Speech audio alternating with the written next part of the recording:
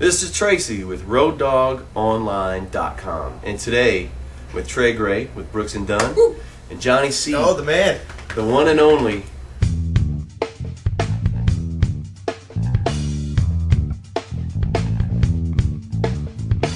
So 2 hours later, he comes walking back over again. Jules going to be here. I need to get your picture for this European stuff we're doing. I said, "Whoa, Just like, yeah, well, no. I don't think that. I think I'm just here for this week, and then let's just." He goes, "Well, no, let's just get the stuff going. We get the work visas going." It was just this. She comes walking in with her assistant, and her mom.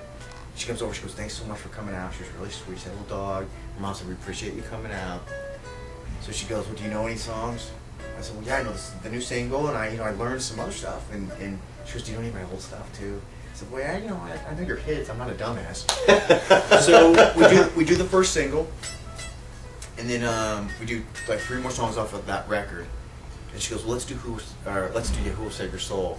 And she goes, "But we do it kind of different. Like T-Bone starts it, and we do like this reggae thing." So we did that. So she stopped and she goes, "Want to get a steak?" I go, "Yeah." She goes, "Call the rest of the week for rehearsal. We're fine." So I'm like, okay. So she grabs me by the arm, and the whole time we're walking, all she wants to know is about my family. Are you married? Yeah, your kids. What do you like to do? So, there you go. But I still had a couple Jessica things to do. And That's what I was going to ask you next. Were you able to end the Jessica thing and fly out? It was right at the end, and we still had the CMAs to do. I said, "Listen, I'm going to start with Jewel. I can't do. We already kept the tracks. So I'll hire somebody. I'll pay him. So you should be happy with that." And she goes, "Well, I just can't believe you're doing it. I can't believe you're going to do this to me." And I went, "Well, I don't think you understand." She goes, "Well, it can't be that much more money." And I told her, and she went, "Okay, yeah, I think you should." So you did the Jewel thing for how long? I started in 2001, and actually up until I started working for Kicks and Ronnie. Yeah. And it was kind of odd because Scotty Hawkins. It was very weird. We just put out the new record. The second record that I was going to tour with Jewel, which is it was called 0304. That song Intuition, and we had just gotten done with the promo tour, which is promos where you do the Tonight Show, so like 10 weeks promotion all overseas and stuff at radio stations, radio parties, la la la. And then I had basically 4 months off, and then we were starting the European tour for that year. It was weird. I got home and I got a call from the band leader here at that time and saying, Scotty wanted to go somewhere else. I think it was a mutual thing. And in the middle of the summer tour, and it was just so happened, I went, I'll do it. Well, yeah, I loved Lou. One of my best friends in the world was out. I've known Kicks and Ronnie forever. And if I remember, it was going to be to finish that year. It was at first. Yes. But I did make a decision, and one time at breakfast with the band leader and with Lou, actually, I sat there. All I wanted to do, I said, if you let me finish the commitment that I made to Jewel, which was this 8-week or 12-week thing, I'd like to start. When I told the band leader, then I said, "Listen, I really want to do this gig with you guys. I just need to do my commitments with Jewel." And he had told them that anyway. Mm-hmm. So they were cool enough to say, and I was going to fly myself into 2 TV shows you guys had. But I had a buddy lined up to do. It was like 6 shows I couldn't do. Right? I came home on a Sunday and did the tour with B&D, and that Tuesday was or that Thursday was loaded in for the Jewel tour in Nashville. Tuesday we get a call. T-Bone, our bass player, had a heart attack or a brain. I remember that. And he went to stroke, and he passed on Thursday. So they canceled the tour obviously on Friday. So T-Bone, rest in peace. Yeah, bless him. We all got bass clef tattoos for him. That's awesome. He's in a much better place. That transition took you here to Brooks and Dunn. Oh, I was. And then now it's been how many years with Brooks and Dunn? It's been 5 years in July. Wow. I think that I brought something different to the table than the rest of the drummers had. And I don't mean that in an arrogant, not in a cocky way, not like playing wise. I meant the style wise. I don't play like those other guys. I mean, that I don't do the fills. I was pretty much at a point in my life, not in a cocky way again. If it was a trademark thing, I'd put yes, absolutely. If you're playing Wipeout, you got to do the Wipeout beat. But other than that, I just want to know tempo. They said do whatever the hell you want. And besides Jewel, no one ever said we don't care how you play it. Just You want to get on time. yeah, keep it time. And I think that I brought an energy to the music a little bit. Whereas I'm not as good as a feel guy like that, you know, Cajun-y, that or that. But I do have a kind of attitude.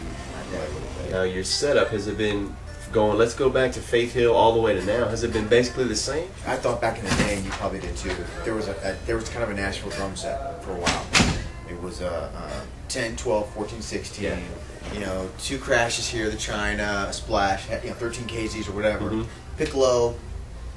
I had the set. You know, I had that set, and I was never comfortable with that set ever. I never felt right, and then it wasn't until our last tour with Faith, actually, when I started scaling stuff down again, and it's gonna make you play so much better, and it did. I took I just what I felt I put up there, and ever since then I never looked back. Your setup with Brooks and Dunn versus the other guys, big setups, and then you're 1 rack, 1 floor, 2 crashes, ride. Yeah. You're playing Spawn. Now I'm playing Spawn. Mhm. Yeah, just they're great. They feel like an old Gretsch kid. You know, just wood hoops. Brian's great. They're just. I like boutique things. I'm weird. I'm so weird about it. I like things to be a certain way. What sizes are you running? 9x12 up top, 14x16 with legs, and a 16x22. Cymbals. Cymbals Meinl. Mhm. I've been with Meinl a couple years. I like them. I was Peisty for a long time, and then my boy got kind of shunned at Peisty. He left, and then I was looking for a cymbal company that had that brightness, and you know, Meinl's German, and they still have that bright kind of Peisty thing. But they also have some really nice warm mellow things as well. So You mentioning that there were signature things in songs. right, that's a great question. How did you translate that to your kid? Well, The kid that you were playing for this gig? I played it how I heard it. And I'm also of kind of the old school philosophy of you can make your 12-inch tom sound 3 or 4 different ways. You know what I'm saying? Mhm. So if you really actually need that for a power ballad or something, you can lay into it a little differently as you're going into it to make it sound like a couple songs rather than. So that's what we did. You know, or I didn't do it. Right. I mean, you saw Soundcheck. And people, it was funny too because I knew all the guys out. Rascal Flatts were out then with you guys. The first night was in Hershey Park, Pennsylvania. Which everything happened for Hershey Park. Everything. Oh, yeah. The first Donnie Wind show, Faith opened up. It was Hershey Park, Pennsylvania. But Wow. So it was funny because all my buddies, I know all these guys, I know all those guys, but they were so used to this other stuff going on. They were all like watching the side, remember? And I barely played nothing. Well, you remember when we did the shareholders thing, and Oh yeah. Oh. that's how. And Scotty was still playing for us, and Scotty says, "Come here, I want you to check this drummer out." So we went. We did a sat gig with backstage. Jewel. Oh, Jewel wow. was still playing with It Jewel. was us Around and Jewel. that. So we're sitting there, and I'm watching Trey playing. I'm thinking that's the busiest little son of a gun I've ever seen. I mean, because he's so it was kind of like a compact thing. It's not no derogatory thing towards you, but it just seemed so. I don't know, just real small, but so much was coming out of it. It was like big, but it was this, and that blew me away. But he had this one little snare over here, like I don't know, but it kept falling over. Falling over. And I was Really? like going, to jump ahead, when I found out he was going to be our drummer, I thought, shit, I'm going to have to sit right next to him all night long to pick that snare up. That's all. I kept thinking about that. We broke that damn stand, yeah. And it was the stand that kept, and that poor guy had to keep fixing it. Chris Hossack, very good. So, but of course, when we were sitting there, none of us had any idea that it was going to be this way. I just, and I met him, and then we went on about our business, and when I found out it was going to be Trey, I thought that's cool. That guy's cool because I saw how he played so big with so little, and that impressed me. But I kept thinking, oh shit, that's that little drum that keeps falling over. I'm gonna have to stay on that one. I'm gonna fix that. That shit ain't gonna happen. I ain't got time for that. Because I'm not just a drum tech. I wear a lot of hats.